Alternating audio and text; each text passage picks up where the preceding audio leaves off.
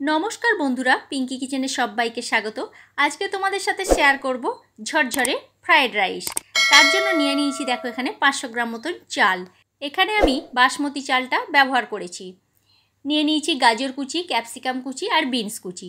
সমস্তটাই একদম ঝিরিঝিরি করে কুচি করে নিয়েছি। বিনসটাও দেখো এইভাবে কাট করে নিয়েছি, ক্যাপসিকামটাও পাতলা করে কেটে নিয়েছি। এবারে একটা হাঁড়ির মধ্যে জল গরম করতে দিয়ে দিয়েছি। চালটা খুব পরিষ্কার করে ধুয়ে আমি এটাকে সিদ্ধ করতে দিয়ে দিয়েছিলাম।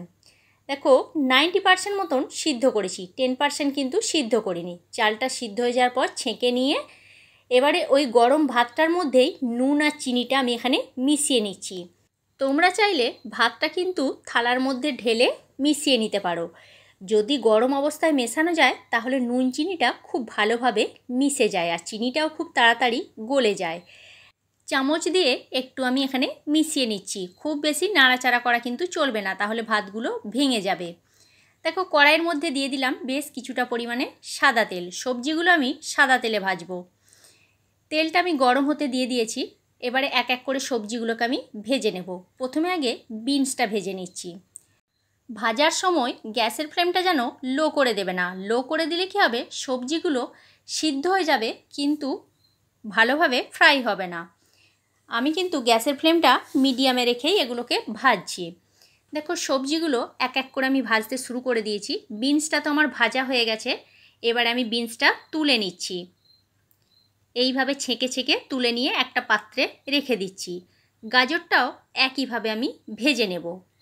রেসিপিটা যদি ভালো লেগে থাকে লাইক কমেন্ট শেয়ার করো বন্ধুরা। আর আমার চ্যানেলে যদি নতুন বন্ধু হয়ে থেকো তাহলে আমার চ্যানেলটা সাবস্ক্রাইব করার অনুরোধ রইল। আর পাশে থাকা বেল আইকনটা প্রেস করে দিও। তাহলে কি হবে, যখন কোনো নিত্য নতুন আমি ভিডিও আপলোড করব সাথে সাথে নোটিফিকেশান তোমাদের কাছে পৌঁছে যাবে, তোমরা ভিডিওটি দেখতে পাবে।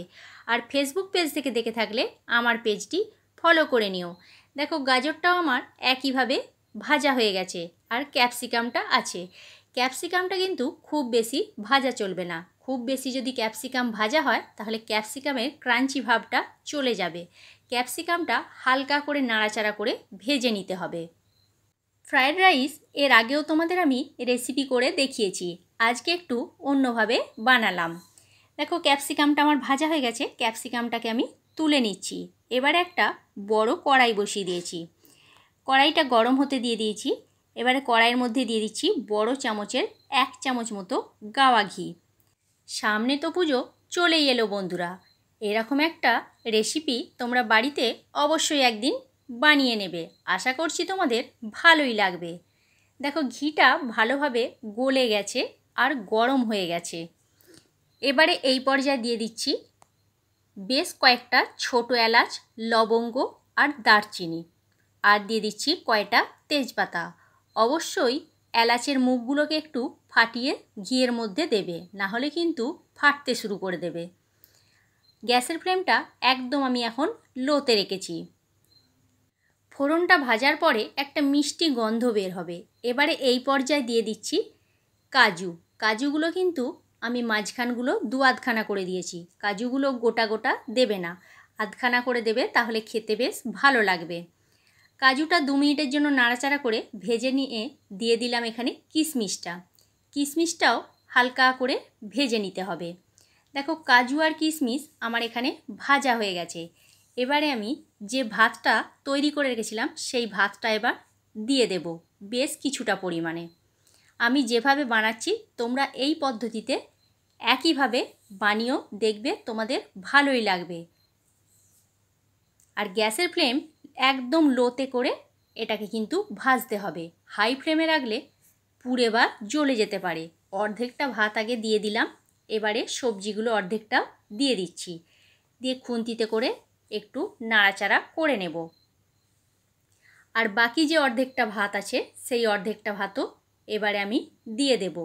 দিয়ে বাকি সবজিগুলো দিয়ে 3 থেকে 4 মিনিটের জন্য নাড়াচাড়া করে একটু ভেজে নিতে হবে। বন্ধুরা, ফ্রায়েড রাইসের সঙ্গে চিলি চিকেন কিংবা চিকেন কষা কিংবা পনিরের যদি একটা রেসিপি হয় অসাধারণ লাগে খেতে। তা আজকে আমি ফ্রায়েড রাইসের সঙ্গে চিকেনই বানিয়ে নিচ্ছি। তোমরা যদি চাও ভাতটার সাথে ভেজে রাখা সবজিটাকে আগে মিশিয়ে নিতে পারো। মিশিয়ে নেওয়ার পর ঘিয়ে ভেজে কাজু কিশমিশটা তারপরে 3 থেকে 4 মিনিটের জন্য ভেজে নিতে পারো। কিন্তু আমি আর ভাতের সাথে সবজিটাকে ওইভাবে মেশালাম না, আমি এইভাবে করছি। তোমরা চাইলে দু রকমভাবেই করতে পারো। দেখো সবজিটা খুব ভালোভাবে আমার এখানে মেশানো হয়ে গেছে আর 3 থেকে 4 মিনিটের জন্য নাড়াচাড়া করে ভাজাও হয়ে গেছে। খুব সুন্দর একটা গন্ধ বের হয়েছে। কতটা ঝরঝরে হয়েছে দেখো বন্ধুরা, আর দেখতে তো খুবই সুন্দর হয়েছে। গ্যাসের ফ্লেমটা এবার আমি বন্ধ করে দিলাম। তাহলে কেমন লাগলো বন্ধুরা আমার এই ঝরঝরে ফ্রাইড রাইস রেসিপিটা? অবশ্যই কমেন্ট করে কমেন্ট বক্সে জানিও তোমরা। আর রেসিপিটা ভালো লাগলে বন্ধুদের সাথে একটু শেয়ার করে দিও। আজকের মতো তাহলে এইখানেই, নেক্সট ভিডিওতে দেখা হচ্ছে।